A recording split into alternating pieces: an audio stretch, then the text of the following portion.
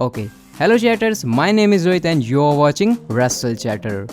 तो भाई साहब मतलब आज तो मेरे पास आपको कुछ कमाल की बात ही आपको बताने के लिए, जितना कमाल का ये व्यू है उतनी ही कमाल की गुड न्यूज़ भी है आपके लिए, क्योंकि गाइस WWE आ रही है India. WWE NXT India brand होगा लॉन्च। तो इसके बारे में बहुत सारी डिटेल्स है, क्या टूर्नामेंट होंगे या फिर कैसे इसके अंदर इन्वॉल्वमेंट होने वाली है सुपरस्टार्स की, और कब तक WWE 2022 के लिए एक बहुत बड़ी चीज़ प्रोजेक्ट कर रही है। तो सारी चीज़ों को हम लोग इस वीडियो में डिस्कस करने वाले हैं। इसके अलावा और भी स्टोरीज हैं, जैसे कि गोल्डबर्ग ने फिर से रोमन रेंस को कुछ कहा है और रोमन रेंस ने कहा है केविन ओवेंस को कुछ बहुत बड़ी बड़ी बातें। विंस मैकमैन के दिमाग में पता नहीं क्या आया, उन्होंने कीथ ली को सोचा है दोबारा से परफॉर्मेंस सेंटर में ट्रेन करने के लिए। शायद उनके हिसाब से वो पूरी तरीके से मेन रोस्टर के ऊपर या फिर टेलीविजन पर आने के लिए सही नहीं है। स्मैकडाउन की व्यूअरशिप के बारे में हम लोग इस वीडियो में बात करेंगे। इसके अलावा ब्राउन स्ट्रोमैन की कमाल की ट्रांसफॉर्मेशन और कल की मंडे नाइट रॉ के लिए क्या सारी चीज़ें एडवर्टाइज है। तो भाई वीडियो के अंदर भर भर के मसाला है, तो वीडियो को लास्ट तक जरूर देखना। और हाँ भाई, चैनल को आप लोग सब्सक्राइब भी कर सकते हो, क्योंकि आपको ऐसी वीडियोस देखने को मिलती रहेंगी। इवन अगर आप ऐसे नज़ारे के और मजे लेना चाहते हो तो हमारे व्लॉग चैनल के ऊपर काफ़ी डेली कंटेंट ही आ रहा है। तो अगर आप देखना चाहते हो तो भाई डिस्क्रिप्शन में या फिर ऊपर आई बटन पर आपको वीडियो दिख जाएगी, आप लोग देख सकते हो। लेकिन शुरुआत करते हैं गाइस सबसे पहले हम लोग स्मैकडाउन के शो से, जहां पर हम लोगों ने एक बार फिर से रोमन रेंस का आतंक देखा था और चैंपियनशिप के लिए मैच भी था जो कि TLC में होने वाला था। तो काफ़ी हद तक स्मैकडाउन का शो अच्छा था। अगर मैं इसकी रेटिंग्स की बात बताऊँ तो ओवरनाइट जो नंबर्स हैं वो हैं 2.106 मिलियन व्यूअर्स, और अगर मैं इसे लास्ट वीक से कंपेयर करूँ तो ये 1.1% डाउन है, क्योंकि लास्ट वीक जो व्यूअरशिप थी वो थी 2.130। अब ये नंबर जो एग्जैक्ट नहीं होते, लेकिन फिर भी इसके आसपास ही व्यूअरशिप रहती है। तो हम लोग कह सकते हैं कि काफ़ी हद तक जो स्मैकडाउन है उस टाइम में व्यूअरशिप को मेंटेन किया है। मैं ये बात इसीलिए कह रहा हूँ क्योंकि आपको पता है मंडे नाइट रॉ की जो रेटिंग है वो 2 मिलियन से काफ़ी नीचे रहती है। तो भाई स्मैकडाउन की रेटिंग्स कम आ रही है फिर ज़्यादा आ रही है, इसके बारे में हम लोग ज़्यादा कंप्लेन नहीं कर सकते। लेकिन जिसके बारे में हम लोग ज़्यादा बात कर सकते हैं वो कोई और नहीं बल्कि monster among man brown Strowman है। ब्राउन स्ट्रोमैन ने गाइस सोशल मीडिया को तब हिला दिया जब उन्होंने ट्विटर के ऊपर ये वाली साइड बाय साइड अपनी फोटो डाली है। और गाइस यहाँ पर आप लोग कमाल की ब्राउन स्ट्रोमैन की ट्रांसफॉर्मेशन देख सकते हो। मतलब ये बात तो हम लोगों ने नोटिस की है कि जब से ब्राउन स्ट्रोमैन WWE के अंदर आए हैं उन्होंने अपने आप को काफ़ी इवॉल्व किया है। स्पेशली अगर आप उनकी खुद बॉडी की बात करो तो भाई धीरे धीरे उन्होंने अपने आप को इम्प्रूव भी किया है। और इस समय जो उनकी करंट फिजिक है भाई वो बहुत ही ज़्यादा कमाल की लग रही है। और यहाँ पर उन्होंने कैप्शन भी लिखा है, just gonna leave this here, what's stopping you from reaching your dream, #screw depression, #unstoppable। तो ब्राउन स्ट्रोमैन बताना चाह रहे हैं कि कैसे उन्होंने बुरे टाइम को अपने पीछे छोड़ दिया है और इस समय वो जो है अपनी बेस्ट फिजिक में है। तो इसके बारे में अगर आप कुछ कहना चाहते हो तो आप जरूर कमेंट करके कह सकते हो। लेकिन भाई ब्राउन स्ट्रोमैन यहाँ पर लग कमाल के रहे हैं, इस बात में कोई भी शक नहीं है। कल होने वाली मंडे नाइट रॉ की बात करें तो ऐसा लग रहा है ये वाला एक्शन पैक्ड शो होने वाला है, क्योंकि भाई बहुत सारी चीज़ें WWE ने एडवर्टाइज कर दी हैं। सबसे पहले तो WWE कुछ ऐसा एडवर्टाइज कर रही है कि AJ स्टाइल्स नाइटमेयर ब्रिंग करने वाले हैं ड्रू मैकिंटायर के लिए बिफोर TLC।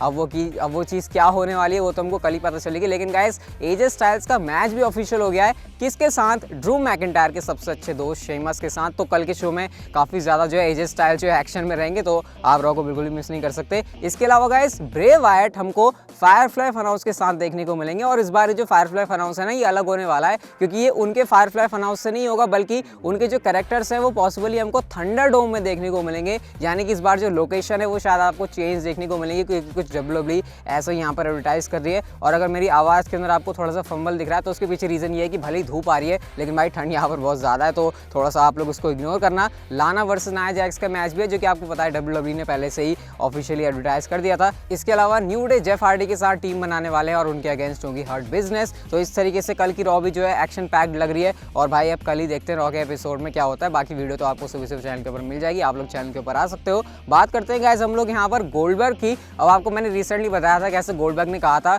कि उनका रोमन रेंस के साथ अनफिनिश्ड बिजनेस है, क्योंकि रेसलमेनिया के अंदर उनका मैच तो हो नहीं पाया। और उन्होंने ये भी कह दिया था कि रोमन रेंस का जो स्पीयर है वो उन्होंने मेरे से चुराया है, और एक्चुअल में मैं रोमन रेंस को उस दिन बताऊंगा कि स्पीयर होता क्या है जिस दिन मैं रोमन रेंस को स्पीयर हिट करूंगा। तो यहाँ पर एक बार फिर से रोमन रेंस के बारे में कुछ गोल्डबर्ग ने कहा है, और उन्होंने कहा कि देखो इस समय ना रोमन रेंस मेरे पहले नंबर पर प्रायोरिटी में है कि मैं रोमन के साथ मैच करना चाहता हूँ। एक तो आपको पता भी होगा कि रोमन रेंस जॉर्जिया टेक के साथ खेलते थे फुटबॉल, और जो हमारे गोल्डबर्ग है वो जॉर्जिया के साथ, और ये आपस में जो है काफ़ी तगड़े दुश्मन है। तो यहाँ पर भी इस बात को उन्होंने मेंशन किया और ये भी कहा कि आज से कुछ साल पहले शायद ये मैच और भी ज़्यादा बेटर होता, लेकिन इस टाइम पर भी मैं रोमन के लिए काफ़ी अच्छा अपोनेंट हूँ। और यहाँ पर उन्होंने एक बार फिर से रोमन रेंस को मैच के लिए चैलेंज ही कर दिया। तो जिस तरीके से गोल्डबर्ग बोल रहे हैं, गोल्डबर्ग का नाम WWE के अंदर बड़ा है, गोल्डबर्ग विंस मैकमैन, उनके रिलेशन काफ़ी अच्छे। विंस मैकमैन गोल्डबर्ग की सुनते हैं, गोल्डबर्ग एक बड़ा नाम है। तो गाइस यहाँ से तो एक क्लियर ही लग रहा है कि रेसलमेनिया 37 ही पॉसिबली वो जगह होने वाली है। रेसलमेनिया 36 तो नहीं हो पाई, लेकिन रेसलमेनिया 37 के अंदर ऑलमोस्ट यहाँ पर रोमन रेंस और गोल्डबर्ग का जो मैच है वो लॉक नजर आ रहा है,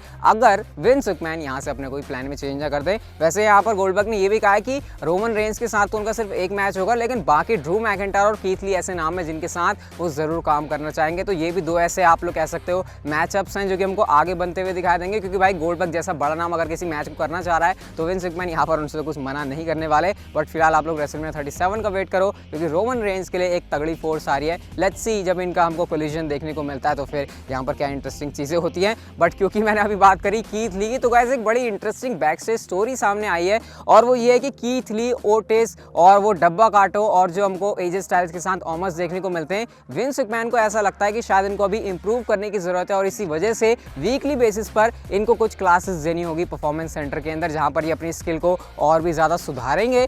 अब मेरे को ये समझ नहीं आ रहा कि क्या वाकई में कीथ ली, सबसे पहले मैं कीथ ली की बात करता हूँ क्योंकि बाकी सुपरस्टार अभी स्टिल अभी उनको आगे चलना है, लेकिन क्या कीथ ली ऐसे सुपरस्टार है जिनको कुछ इंप्रूव करने की जरूरत है? ऑब्वियसली हमेशा किसी को इंप्रूव करने की जरूरत होती है अपने आप को, लेकिन क्या इतनी जरूरत है कि भाई उसको दोबारा से परफॉर्मेंस सेंटर में भेजा जाएगा? इसका मतलब ये नहीं है कि वो मेन रोस्टर पर अपीयर नहीं होंगे, बल्कि साथ ही साथ उनकी जो क्लासेस है वो चलती रहेंगी। हालांकि इसके पीछे रीजन ये सामने आ रहा है कि विंस मैकमैन ने इनका कोई डिमोशन नहीं किया है, बल्कि ये क्योंकि इनको आगे एक बड़े पुश के लिए तैयार कर रहे हैं, तो इसी वजह से इससे पहले कि विंस मैकमैन के साथ कुछ बड़ा करे, विंस मैकमैन चाहते हैं कि अच्छे से अपने आप को पहले प्रिपेयर कर ले। अब वाकई में दूसरी वाली थ्योरी के ऊपर थोड़ा सा ज़्यादा यकीन किया जा सकता है कि हाँ भाई इनको तगड़ा पुश करना है, इसी वजह से इनको जो है क्लासेस वगैरह देंगे। लेकिन अगर पहली वाली थ्योरी यहाँ पर विंस मैकमैन के दिमाग में है कि इनको इंप्रूव करने की जरूरत है, बावजूद इसके कि कीथ ली मेन रोस्टर के ऊपर ऑलरेडी रैंडी ऑर्टन को हरा चुके हैं, तो ये बड़ी वियर्ड सी स्टोरी है। और भाई विंस मैकमैन के बारे में जब आप बातें सुनते हो तो आपको ऐसी बातें सुनने को मिलती रहती हैं, यहाँ पर ज़्यादा हैरानी की कोई बात है नहीं। बाकी आपको क्या लगता है, या कीथ ली को वाकई में कुछ ऐसा स्पेशली क्लासेस लेने की जरूरत है? मुझे आप लोग कमेंट करके जरूर बता सकते हो। बट गाइज रोमन रेंस ने ट्विटर के ऊपर एक क्लास जरूर दे दी है केविन ओवेंस को, और उन्होंने यहाँ पर उनकी फैमिली को भी एक तरीके से थ्रेट दिया है। स्मैकडाउन के बाद रोमन रेंस का एक ट्वीट आता है जो कि आप लोग देख ही सकते हो इस समय यहाँ पर आपकी स्क्रीन के ऊपर। उन्होंने लिखा है force my hand and I will make sure you understand who I am. और रोमन रेंस क्या क्या है? The tribal chief, the head of the table, the best of the best, the provider, the protector, the gentleman, the giver, the taker. और यहाँ पर उन्होंने कहा है give the family my love, यानी ये मैसेज उनका सीधा सीधा था केविन ओवेंस के लिए। अब भाई सोशल मीडिया के ऊपर तो इनकी घमासान हमको देखने को मिलती ही रहती है, लेकिन हमको स्मैकडाउन के ऊपर भी काफ़ी अच्छा एंगल देखने को मिला था।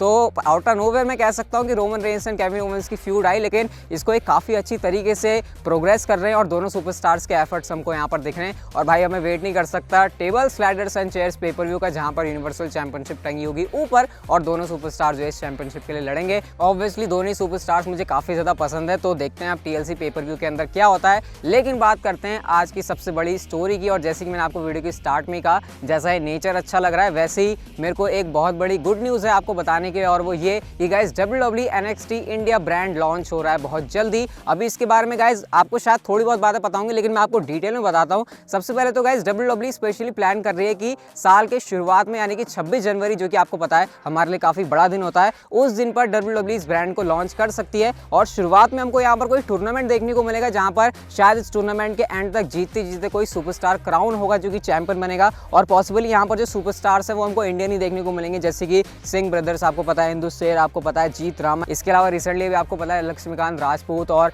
सुखविंदर ग्रेवाल, ये सारे ऐसे नाम आए थे। तो ये आपको सुपरस्टार्स इस वाले टूर्नामेंट के अंदर देखने को मिल सकते हैं। और गाइज अभी आप सोच रहे हो कि ये कहाँ पर होगा, किस जगह पर होगा, तो फिलहाल तो WWE फ्लोरिडा के अंदर ही इसको जो है पूरा शूट वगैरह करेगी। लेकिन 2022 में जो कि सबसे बड़ी चीज़ मुझे लगी है कि WWE अपना परफॉर्मेंस सेंटर इंडिया के अंदर भी खोल सकती है। और गाइज अगर ये चीज़ हो गई तो फिर ये बहुत बड़ी बात होगी इंडिया के लिए। ऐसे में काफ़ी ईजी भी हो जाएगा, जो लोग आपको पता है WWE में जाने का सपना देखते हैं उनके लिए भी ये काम काफ़ी ज़्यादा आसान हो जाएगा। और ओवरऑल जो इंडिया के अंदर WWE की पॉपुलैरिटी है, मुझे लगता है वो अलग ही लेवल पर जा सकती है। और अगर आप सोच रहे हो कि ऐसा ही क्यों हो रहा है, किस वजह से WWE इंडिया के अंदर अपना बिजनेस जो है बढ़ा रही है, ऑब्वियसली आपको पता है इंडिया एक अच्छी काफ़ी बड़ी मार्केट है, लेकिन क्योंकि सोनी के साथ जहाँ पर हमको WWE देखने को मिलती है उनकी बहुत बड़ी डील हुई थी, तो उसी डील का ये पार्ट था। अभी कोविड की वजह से ये बहुत ज़्यादा डिले हो गया, लेकिन एक्चुअल में ये चीज़ काफ़ी टाइम पहले ही हो जानी थी। तो ये काफ़ी बड़ी न्यूज़ आई है इंडिया के लिए, और इस चीज़ को सुनकर मैं काफ़ी ज़्यादा खुश हुआ, क्योंकि इससे अपॉर्चुनिटीज़ काफ़ी ज़्यादा क्रिएट होंगी। जो इंडिया में आपको पता है कितने हम हट्टे कट्टे लोग हैं, मतलब अपनी बात नहीं कर रहा हूँ भाई मैं, लेकिन आपको पता है इंडिया के अंदर हम कितने ज़्यादा पोटेंशियल है हमारे अंदर। तो लेट्स सी आगे क्या होता है, लेकिन फ्यूचर के हिसाब से मेरे को लगता है काफ़ी बड़ा WWE का स्टेप है, और इससे जो थिंग्स हैं वो आने वाले टाइम में काफ़ी हद तक चेंज हो जाएंगी। और हमारी जो आज की वीडियो थी वो यहीं तक की थी। अगर आपको अच्छी लगी तो लाइक कर कर दो। बाकी डिस्क्रिप्शन में लिंक है हमारे व्लॉग चैनल का, काफ़ी मैं नेचर की वीडियोस बना रहा हूँ, तो आप लोग जाकर जो है उसे चेकआउट कर सकते हो। और कमेंट करके बताओ NXT इंडिया के बारे में आपके क्या थॉट्स हैं। और चैनल को कर लो सब्सक्राइब, नोटिफिकेशन बेल को ऑन, क्योंकि इस चैनल के ऊपर आपको प्रो रेसलिंग से जुड़ी ऐसी इंटरेस्टिंग वीडियोस देखने को मिलती रहती हैं। So see you guys in my next video.